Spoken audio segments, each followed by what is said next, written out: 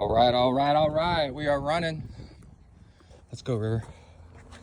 Come on. Got River's, whatchamacallit collar on, his disco collar.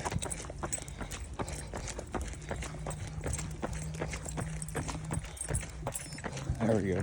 The auto pause kicking on. Just gonna record a short 10 minutes.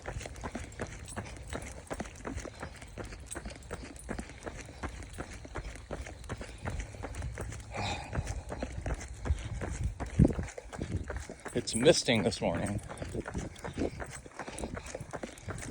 It's about 55 degrees, maybe 52. So I'm wearing a shirt. I don't know if y'all can see it. Y'all can't see it. Let me turn on the light. Brick house. Triathlon, duathlon. One of the coolest triathlons I've ever done. It was a half hour. River's sniffing a mailbox. A half hour. No, half Ironman. Jeez. In intention, but off-road. So what they did is you swam a half Ironman distance in this beautiful lake in the pine forest. So 1.2 miles. I think I almost won the swim, but my intention is not to win the swim. That's a luxury. That's a first world swimmer problem. Because if I'm winning the swim, then I'm trying too hard.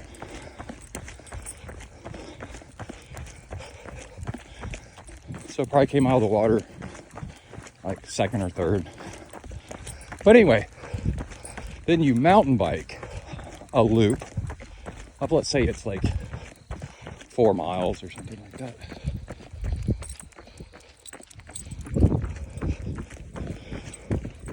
And then you run a loop of like 2 miles, maybe. I can't remember exactly what it is. Or one and I don't know. 6 miles and 2 miles, let's say.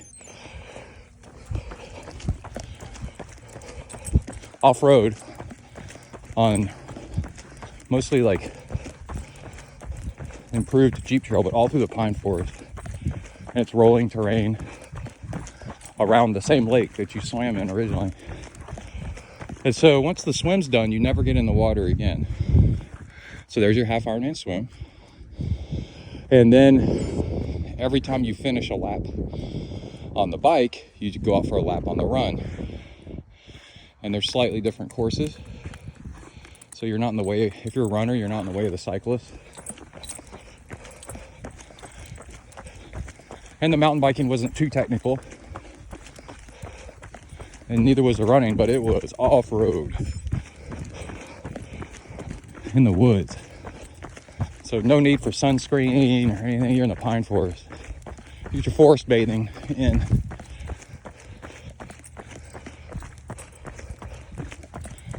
And then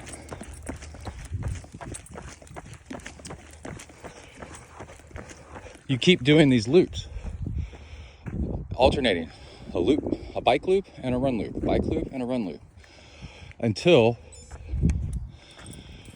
whoever finishes first at 5 hours. So whoever has in the most loops when you hit the 5 hour mark, whoever has gone the farthest or crosses the finish line first, the farthest in first, if you both happen to be on the same loop. And I think that was the beginning of my run injury, so I was being a little bit careful, but the biking was super fun. And then for my age group, I did really good, did really well. And I loved it. I thought it was incredible. It was so much fun. What a great way to do an off-road triathlon.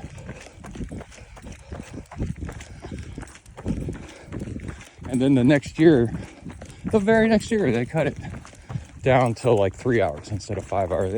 I guess they couldn't find volunteers that wanted to be out there that long.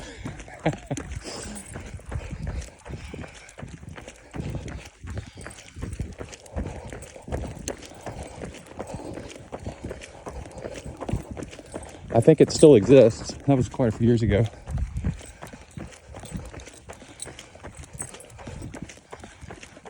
I'll need to check to see if it's gone back up to 5 hours, because I do better the longer a race is.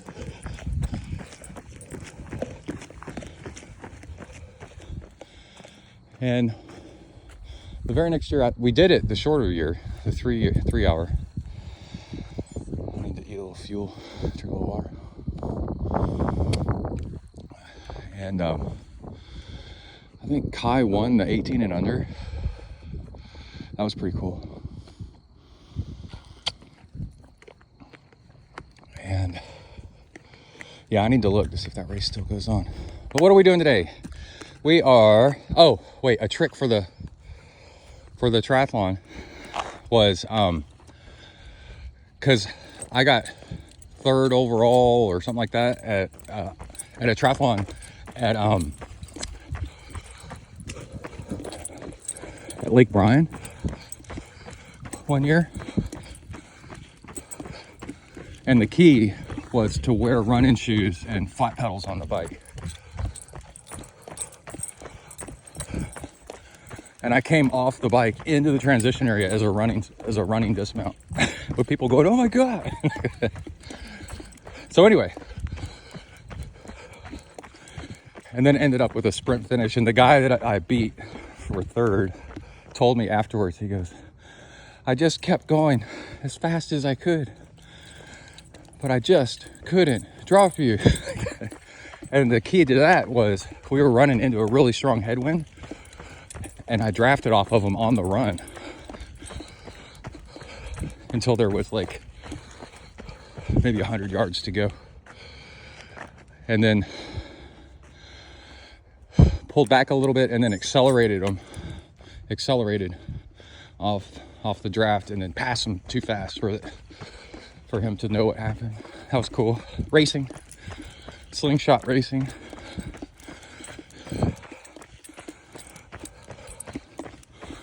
But the secret to my success, a great movie, is at the brick house try, because there were so many transitions, bike to run, that I would let the competition, whoever I decided was my competition, because you kind of realize during a race, right, who's somebody good to try to keep up with, to motivate you, who are as good as you want to be, and try to stick with them. Is I'd let them gain on me, so slightly. The closer we get ahead of me, the closer we got to the transition area. And then as we go through the transition area, I was able to calmly get all my stuff and not forget anything and sail through, because I didn't have to change shoes. And everybody else was switching from running shoes to cycling shoes, and running shoes to cycling shoes. Because in mountain bike racing, cross country, it is very uncool to wear flat pedals, use flat pedals. But I do it. I started doing it precisely for that reason. It was pretty cool. And I think that's enough of that. So what we're doing is we're running 6 miles in the rain, sort of. It's misting, and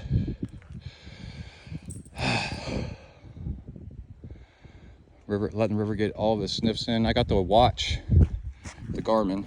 Let's go. There we go. Kind of just running in the background. It's set to auto pause if I come to a stop. We'll hear it because River decides to get moving again. That way I capture the distance and the GPS and all that, and heart rate in case I want to look at it. And then let's see. The other thing is the other watch. the Seiko mod Captain Willard from Apocalypse Now.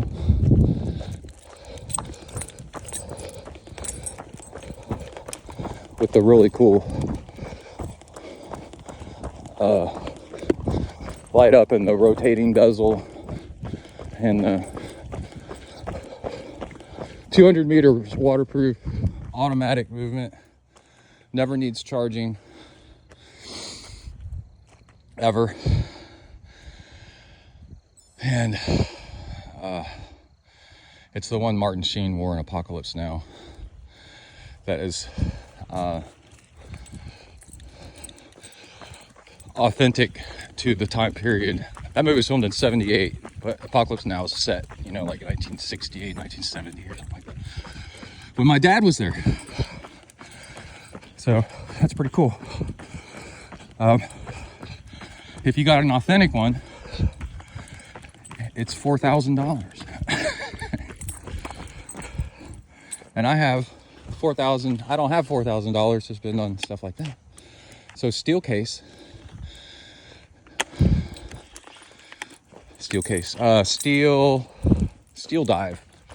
is a company that takes the Seiko innards. So it's a Seiko movement, and they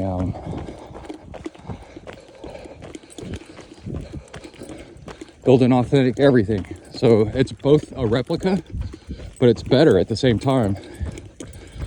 It's got a sapphire crystal loom on the bezel, which is not something that a Seiko would do. And they're really inexpensive and just bulletproof. So it's a lot of fun. But you saw the weird shape of the case. It's called a cushion case. And what it allows for is your clothing and straps, all your gear, to kind of slide over the big body of the watch. So the watch is a unit, but it wears really, really small. Even though it's big, it's kind of cool. Part of that is the strap is thinner, but it's elasticized rubber, so it's really nice. You can see the angle of everything, so as it slides over. Anyway, that's enough of that. We got to get back to the house because we got to go to work.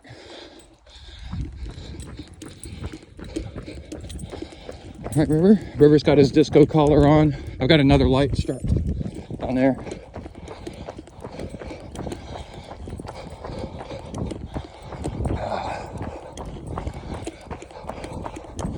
Everybody get out there and run and make sure you have fun. Earn some stories to tell. It's a good time. All right.